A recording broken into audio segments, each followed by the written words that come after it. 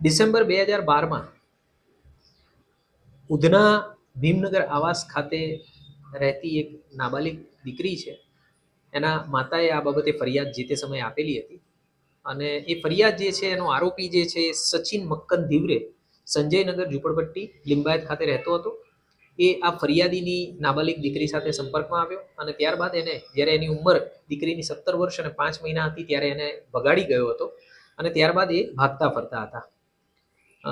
Police એની તપાસમાં જ હતી સતત અને અચાનક અમારા ધ્યાનમાં એક વસ્તુ આવી કે આ જે ભોગ બનનાર દીકરી છે એને લઈ અને આરોપી હાલ મહારાષ્ટ્રના નંદુરબાર જિલ્લામાં રહે છે.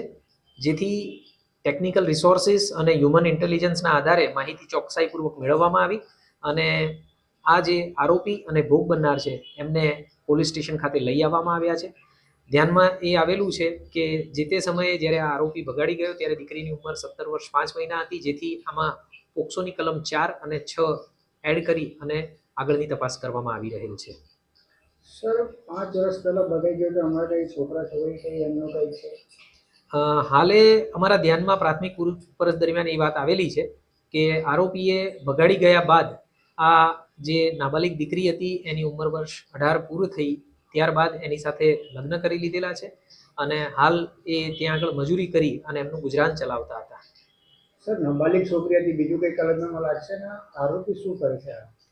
મેં જણાવ્યું એ પ્રમાણે કે આરોપી જે છે એ મજૂરી કામ કરી અને ત્યાં એમનું જીવન પસાર કરી રહેલ હતા. પેલા શું કરતો તમે સાહેબ, ક્યાં રહેતો પહેલા? આ જે આરોપી છે એ લિંબાયત ખાતે સંજયનગર ઝુંપડપટ્ટીમાં રહેતો હતો અને અહીંયા આગળ પણ છૂટક મજૂરી કામ જ કરતો હતો.